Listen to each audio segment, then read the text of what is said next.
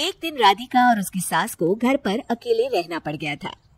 तब विजय जाते जाते कहता है, सुनो, ताला लगा के सोना, अच्छे से खिड़की दरवाजे चेक कर लेना और मम्मी का बीपी भी चेक कर लेना।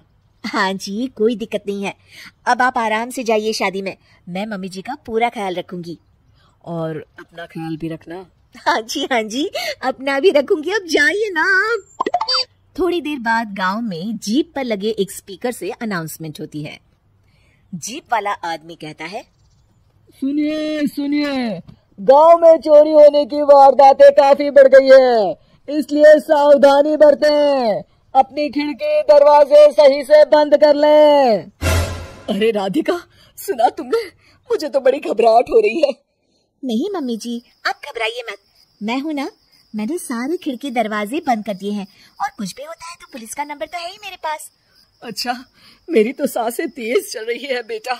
एक तो ये विजय भी घर पर नहीं है। मम्मी जी, वो भी जल्दी आ जाएंगे, मेरी अभी फोन पर बात हुई थी।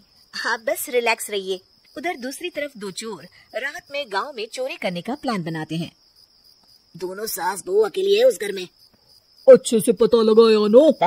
हाँ, कोई और नहीं है घर पर। अच्छा मौका है हाथ साफ करने का। अरे वाह, अब आएगा मजा।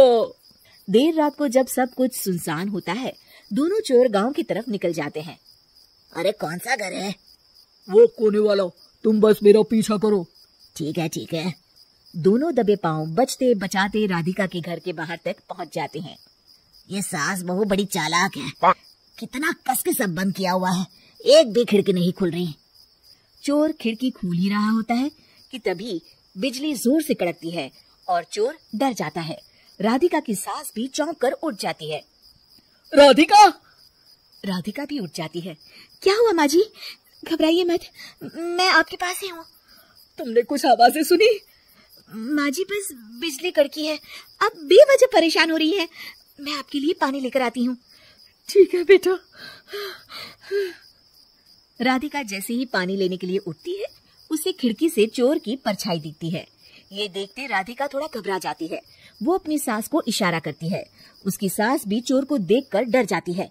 शांत हो जाइए मम्मी जी। अरे मगर कैसे बेटा? हे भगवान, विजय को फोन लगा बेटा। माँ जी, इस वक्त अचानक वो पहुंच भी नहीं पाएंगे। मैं कुछ करती हूँ, आप बस शांत रहिए। उधर चोर अपने काम में लगा हुआ है। वो सब सामान देख रहा होता है। तभी उसको आवाज आती है, सुनिए जी, देखिए तो खिड़की के पास कोई है। मुझे लगता है चोर है। अरे, इसका पति तो घर पर है। नहीं, वो बाहर गया हुआ है, मैंने उसे खुद बस से जाते हुए देखा था। तो ये बातें किससे कर रही है? राधिका जानबूझकर जोर जोर से बातें करने लगती है। सुनिए जी, जल्दी आइए ना बाहर, मुझे पक्का शक है कि घर में कोई घुस आया है। अरे लगता है इसका पति आ गया है, ये दोनों अकेली नहीं है। बोलो की जानकारी तो गलत थी, भागो। चोर घबराकर जल्दी जल्दी बाहर की ओर भागने लगते हैं। तभी एक चोर का पांव फिसल जाता है, मगर वो फिर से जल्दी से खड़ा होकर भागने लगता है। वो गली के कोने तक पहुंचने ही वाला होता है कि पुलिस उसको पीछे से आके पकड़ लेती है। अरे रुको तो, किधर भाग रहे हो दोनों? कब से तुम दोनों की तलाश थी हमको? साहब, छोड़ दो हमको साहब। हमने कुछ नहीं किया। अच्छा, तो इतनी रात को क्या यहाँ जॉगिंग करने आए थे? हवलदार, दोनों को हथकड़ी लगाकर गाड़ी में बिठाओ। तभी पीछे से राधिका भी आ जाती है। मैम, आपने बड़ी बहादुरी दिखाई। अगर सभी आपके जैसे नीडर नागरिक हो तो कितना अच्छा हो।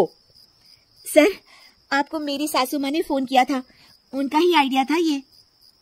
हाँ, और चोर को डराने का आइडिया तो राधिका का था। बहुत ही समझदार और नीडर है मेरी बहू। चलिए, आप दोनों का ही बहुत बहुत शुक्रिया। आपने इन चोरों को पकड़वाकर देश की मदद की है। और हाँ, पुलिस स्टेशन आकर अपना इनाम जरूर से ले लीजिएगा। और अगले दिन विजय शहर से आ जाता है। वो अखबार में तस्वीर देखता है जिसमें राधिका और माँ इनाम ले रहे होते हैं। माँ, आपको कोई चोट तो नहीं आई है ना? अरे ना बेटा ना, जब तक राधिका साथ है तकलीफ कैसी?